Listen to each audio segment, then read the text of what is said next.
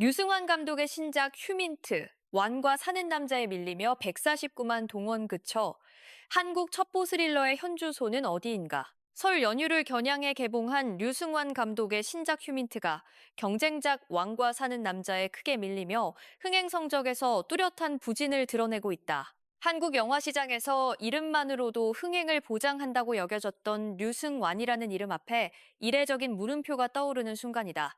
235억 원 이상의 제작비가 투입된 대형 프로젝트임에도 불구하고 설 연휴를 지나 2월 21일 토요일 기준 영화진흥위원회 통합 전산망에서 집계된 누적 관객 수는 149만 명에 그쳤다. 같은 기간 경쟁작 왕과 사는 남자가 526만 명을 돌파한 것과 비교하면 그 격차는 더욱 두드러진다. 류승환 감독은 한국 영화 팬이라면 누구나 아는 이름이다.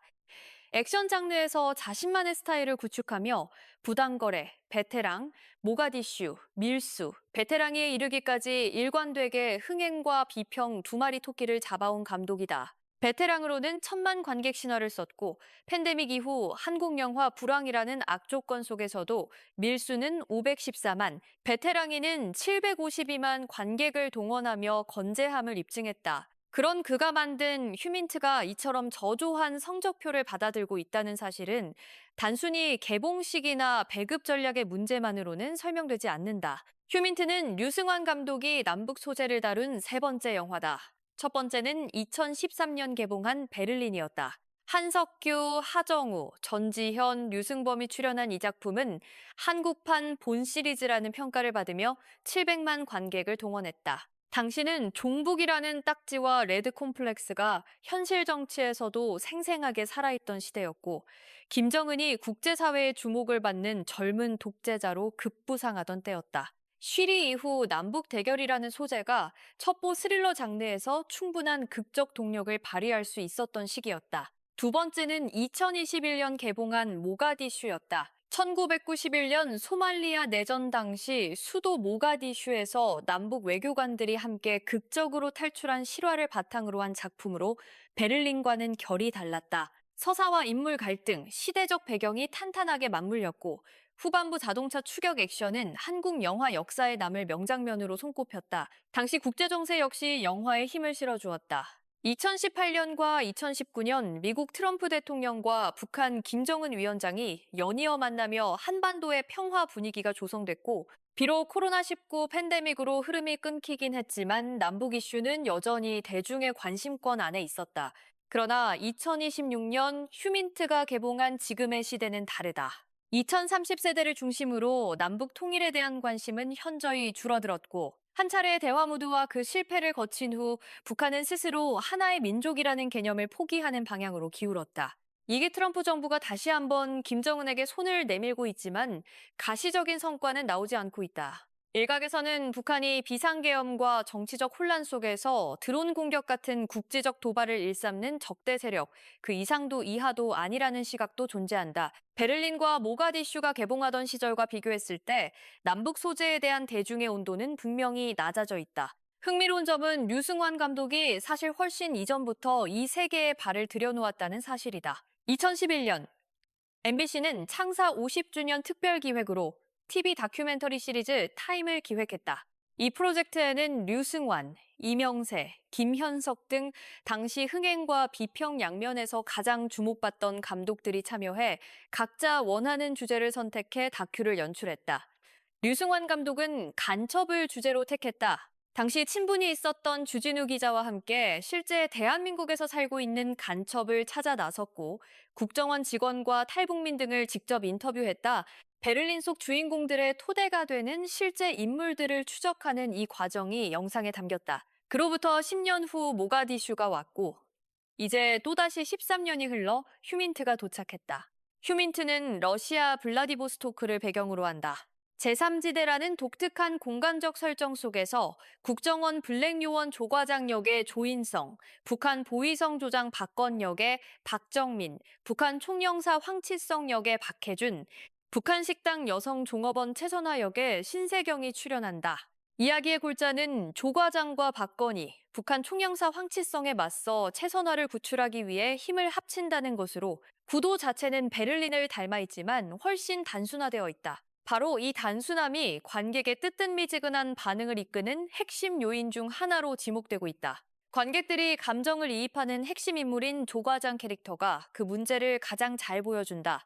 베를린에서 한석규가 연기한 투덜거리는 정보 요원 캐릭터와는 다르게 휴민트의 조과장은 인물에 대한 배경 설명을 최대한 생략한 채 사건으로 직행한다. 목숨을 걸고 최선화를 구출하려는 그의 동기가 충분히 설득력 있게 그려지지 않은 채 진행되다 보니 액션 장르에서 단순함이 미덕이 될 수도 있다는 전제를 인정하더라도 관객 입장에서는 감정적으로 따라가기 어렵다는 반응이 쏟아지고 있다. 또한 영화 속에는 베를린과 휴민트를 연결하는 일종의 팬 서비스로 읽히는 장면도 등장한다. 황치성이 박건을 처음 만나는 자리에서 인민영웅 표종성의 말로를 길게 설명하는 장면인데 표종성은 베를린에서 하정우가 연기했던 바로 그 북한 비밀 요원 캐릭터다. 블라디보스토크라는 공간적 배경을 고리로 삼아 두 영화 사이의 연관성을 드러낸 의도는 분명히 읽히지만 영상으로 보여주지 않고 말로 설명해버리는 방식이 영화적 게으름이라는 비판을 피하기는 어려워 보인다. 후반부 액션에 대한 평가는 상반된다. 총기 액션과 맨몸 격투가 뒤섞인 후반부 시퀀스 자체는 류승환의 장기답게 숨이 턱 막히는 압도감을 선사한다는 반응이 있다. 맨몸 액션은 배우 성룡이 비룡맹장 등에서 파트너로 삼았던 킥복싱 챔피언 출신 베니 어키데즈를 연상시키는 강력하고 묵직한 무게감을 담았고 총기 액션의 아이디어와 흐름은 리암 니슨의 테이큰을 닮은 구조를 갖추고 있다는 평가도 나온다. 하지만 그 액션이 발휘할 수 있는 감정적 울림이 조과장이라는 납작하게 단순화된 캐릭터와 박건과의 앙상한 앙상블에 의해 충분히 실현되지 못하고 감소하는 방향으로 흘러가고 있다는 지적이 지배적이다. 에필로그에서 등장하는 조과장의 후일담이 공허하게 느껴지는 것도 같은 맥락에서 비롯된 것으로 보인다. 이 모든 것을 관통하는 키워드는 피로감이다. 베테랑이의 에필로그 장면을 떠올려보자. 사건을 마무리하고 집으로 돌아온 형사 서도철이 가족과 함께 라면을 끓여 먹는 장면은 영화의 흐름상 사족처럼 보일 수도 있다. 하지만 많은 관객들에게 그 장면은 베테랑이에서 가장 인상적인 순간으로 기억된다. 10여 년 만에 다시 스크린에 돌아온 형사 서도철이 느끼는 피로감, 가장으로서, 직업인으로서 누적된 지침이 그 짧은 장면 하나에 집약되어 있기 때문이다. 그것이 데뷔 30년을 향해 달려가는 류승환 감독, 자신이 느끼는 피로감의 영화적 표현이라고 보아도 무리가 없었다. 그 피로감이 휴민트에서도 진하게 배어나온다.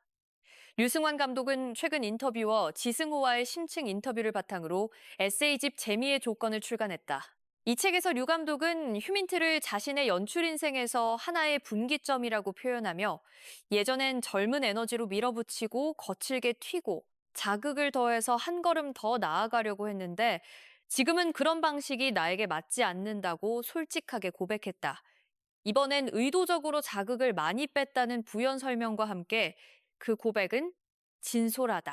휴민트는 실제로 촬영과 영상 자체에서 극적 활력을 끝없이 밀어붙이던 기존 류승환표 액션과는 다른 방향으로 나아간 작품이다. 그러나 의도적으로 자극을 뺀 결과가 관객과의 감정적 연결고리까지 약화시켜버렸다면 그것은 성숙한 연출의 진화인가 아니면 방향 상실인가? 이 질문에 대한 명확한 답은 지금 당장 내리기 어렵다. 베테랑이로부터 이어진 피로감의 연장선인지 혹은 새로운 연출적 세계관을 향한 의도된 전환인지는 현재 제작 중인 것으로 알려진 차기작 베테랑 3가 나왔을 때 비로소 윤곽이 드러날 것이다.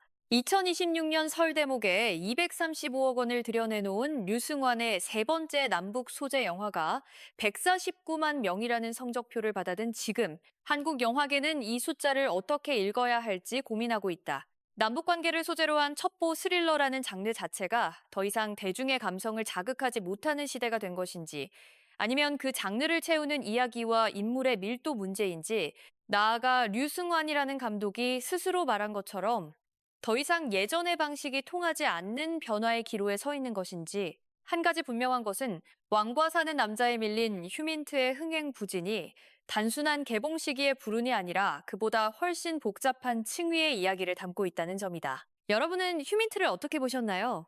류승환 감독이 말한 자극을 뺀 액션이 실제 영화관에서 어떻게 느껴졌는지 또 앞으로의 차기작 베테랑삼에 대한 기대감은 어느 정도인지 댓글로 자유롭게 의견을 나눠주세요. 이 영상이 도움이 되셨다면 좋아요와 구독 부탁드립니다.